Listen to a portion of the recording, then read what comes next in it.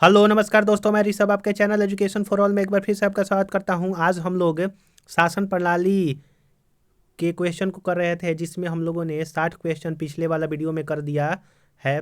अगर आपने उसको नहीं देखा है तो आप जो है प्लेलिस्ट में जा करके देख सकते हैं। आज हम लोग शासन प्रणाली को आगे बढ़ाते हुए आज हम लोग 61 नंबर क्वेश्चन से करेंगे।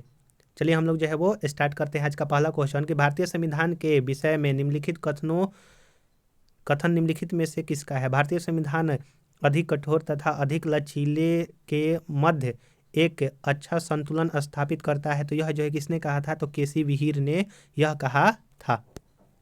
क्वेश्चन नंबर 62 है कि निम्नलिखित में से किस एक का कथन है कि संविधान को संघात्मक के तंग ढांचे में नहीं ढाला गया है। तो बी आर अम्बेडकर ने यह बात कहा था। क्वेश्चन नंबर 63 है कि मिथकों और कहावतों के रूप में प्रशासन के सिद्धांतों को किसने अस्वीकार जो है वो किया है। तो हर्बर्ट साइमन ने अस्वीकार किया है।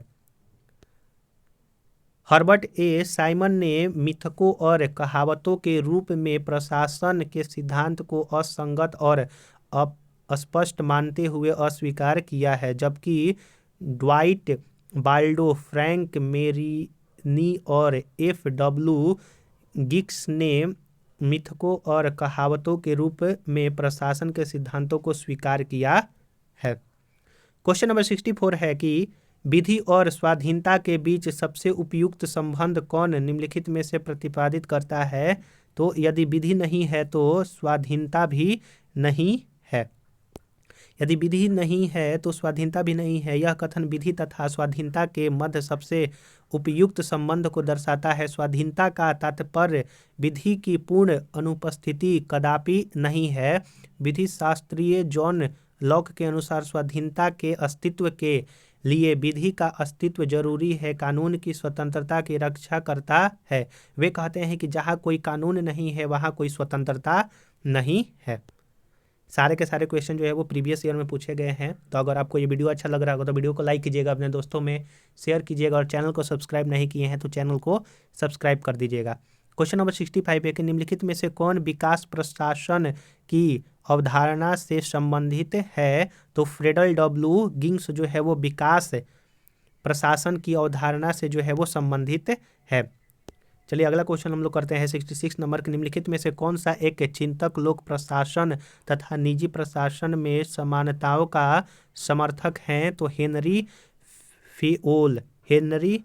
फेओल प्रसिद्ध प्रशासनिक चिंतक हेनरी फेओल ने लोक प्रशासन का निजी प्रशासन में समानता का समर्थन किया है। इनके अनुसार अब हमारे सामने अनेक प्रकार के प्रशासन विज्ञान नहीं है, अपितु केवल एक ही प्रशासन है जिसके सार्वजनिक और निजी मामलों में समान रूप से उपयोग में लाया जा सकता है। क्वेश्चन नंबर 67 है कि यदि हमारी सभ्यता विफल होती है तो यह मुख्यतः प्रशासन के ध्वस्त होने का कारण होगा। यह कथन जो है डब्ल्यू वी डॉनहम द्वारा जो है वो कहा गया है। क्वेश्चन नंबर 68 है कि गणतंत्रीय अवधारणा से संबंधित निम्नलिखित में से कौन सा एक नहीं है। तो ऑप्शन नंबर सी, सर्वोच्च शक्ति एक राजा के समान व्यक्ति में नहीं थे। यह जो है नहीं, यह जो है आपका गणतंत्रीय अवधारणा नहीं है। एक राज्य जिसमें जनता सर्वोच्च होगी ये है। सर्वोच्च शक्ति निर्वाचित प्रधान में निहित होगा, यह भी सही है। और एक ऐसी सरकार जो जनता द्वारा निर्वाचित प्रतिनिधित्व होगी, यह गणतंत्र का मुख्य विशेषता है। लेकिन सर्वोच्च शक्ति एक राजा के समान व्यक्ति के पास होगा, यह जो है बात गलत है। क्वेश्चन नंबर 69 है कि निम्नलिखित कथनों में से किनको विधि के शासन के प्रमुख लक्षण के रूप में माना गया है। तो ऑप्शन नंबर सी, शक्तियों का परिसीमन होता है, विधि के समक्ष समानता होता है, स्वतंत्रता और नागरिक अधिकार जो है सम्मिलित है। तो यहाँ पर ऑप्शन नंबर सी सही हो जाएगा। सरकार के प्रति जन उत्तरदायित्व जो है जरूरी नहीं है। प्रोफेसर डायसी ने 1885 में अपनी पुस्तक द लॉ ऑफ कॉन्स्टिट्यूशन में विधि के शासन के निम्न 3 लक्षण बतलाए। विधि की सर्वोपरिता। इसका तात्पर्य यह है कि विधि सर्वोच्च है तथा राज्य की या व्यक्ति की स्वेच्छाचारिता का अभाव होना, अर्थात किसी भी व्यक्ति को केवल विधि के उल्लंघन हेतु दंडित किया जा सकता है, अन्य किसी हेतु नहीं। स्वेच्छाचारिता का अभाव शक्तियों के परिसीमन के रूप में प्रतिबंधित होता है।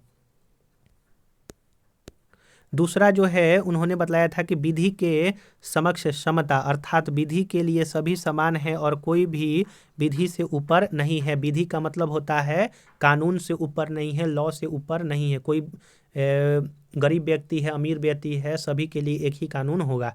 तीसरा क्या बतलाया था कि विधिक भावना की प्रबलता। इसका तात्पर्य यह है कि संविधान के सामान्य सिद्धांत व्यक्तियों के अधिकार स्वतंत्रताओं का निर्धारण करने वाले न्यायिक विनिश्चयों का परिणाम है। सरकार के प्रति जन उत्तरदायित्व विधि के शासन का लक्षण नहीं है। तो आशा करूंगा कि आपको ये समझ में आया होगा। क्वेश्चन नंबर 17 है कि निम्नलिखित कथनों पर विचार करें संवैधानिक सरकार के बारे में और कौन सा जो है वो सही है। तो ऑप्शन नंबर बी इसका सही होगा कि जो व्यक्ति की स्वतंत्रता के हित में राज्य की सत्ता पर प्रभावकारी प्रतिबंध लगाती है, तो ये ऑप्शन नंबर सही है। क्वेश्चन नंबर 71 है कि परिभाषा से संवैधानिक सरकार का अर्थ है तो सीमित सरकार। परिभाषा से संवैधानिक सरकार का मतलब होता है कि सीमित सरकार की, जो संविधान में वर्णित है उसके अलावा अतिरिक्त कोई भी सरकार कुछ नहीं करेगी। क्वेश्चन नंबर 72 है कि राज्य व्यवस्था के संदर्भ में निम्नलिखित में से किस एक को आप स्वतंत्रता की सर्वाधिक उपयुक्त व्याख्या के रूप में स्वीकार करेंगे। तो ऑप्शन नंबर डी इसका सही होगा कि स्वयं को पूर्णतः विकसित करने का अवसर।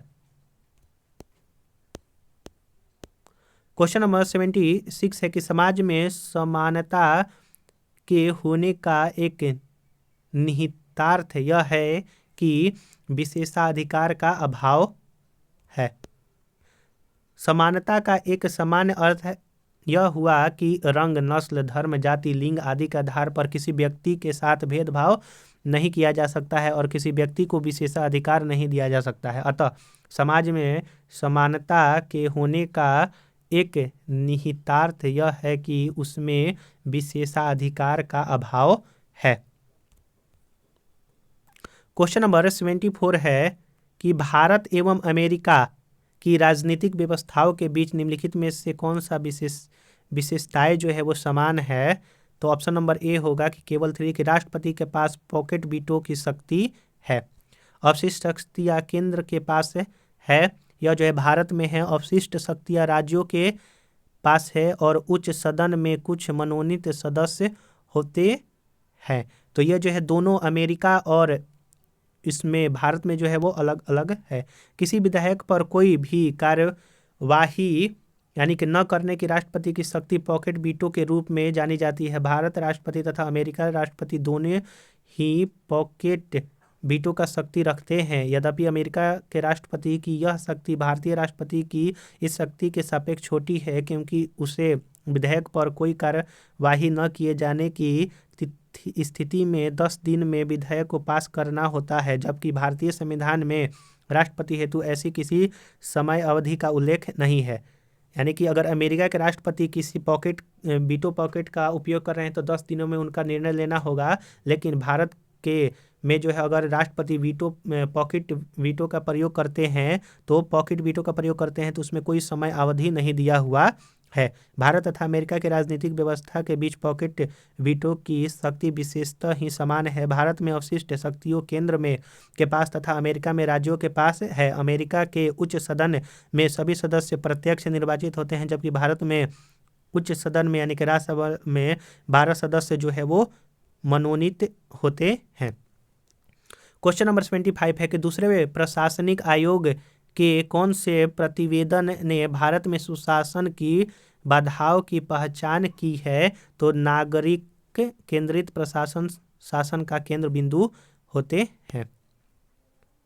द्वितीय प्रशासनिक सुधार आयोग के प्रतिवेदन संख्या 12 नागरिक केंद्रित प्रशासन शासन का केंद्र बिंदु होते citizen centric administration the heart of governance में भारत में सुशासन की बाधाओं की पहचान की गई है तथा सुशासन के लिए पूर्व शर्तों का उल्लेख है। तो आशा करूंगा कि आपको ये सारा चीज़ें जो है आपको समझ में आया होगा। हम लोग यहाँ पर शासन प्रणाली का वीडियो 4 वीडियो में हम लोगों ने इसको ख़त्म किया है, क्योंकि इसमें नंबर ऑफ़ क्वेश्चन जो है वो ज़्यादा थे और एक्सप्लेनेशन भी बड़ा बड़ा था, तो इसीलिए इसको जो है 4 वीडियो में मैंने ख़त्म किया है। तो अगर आपने इसके पीछे वाला वीडियो नहीं देखा है तो आप जो है जा करके देख सकते हैं प्लेलिस्ट में, या फिर मैं उसका डिस्क्रिप्शन में लिंक दे दूंगा। कल से हम लोग जो है अगले चैप्टर की ओर बढ़ेंगे, और ये जो सीरीज है वो सभी एग्जाम के लिए आप ले सकते हैं। यूपी पुलिस, बिहार एसएससी हुआ, या फिर एसएससी की तैयारी कर रहे हैं, क्योंकि सारे के सारे क्वेश्चन जो है वो प्रीवियस ईयर में पूछे गए हैं। तो आशा करूंगा कि आपको ये अच्छी तरह से समझ में आ रहा होगा। आप लोग जो है चैनल को सब्सक्राइब नहीं करते हैं तो मैं आपसे निवेदन करूंगा कि चैनल को सब्सक्राइब कीजिए, शेयर कीजिए और वीडियो को लाइक कर दीजिएगा। चलिए हम लोग जो है अगले वीडियो मिलेंगे, तब तक के लिए नमस्कार।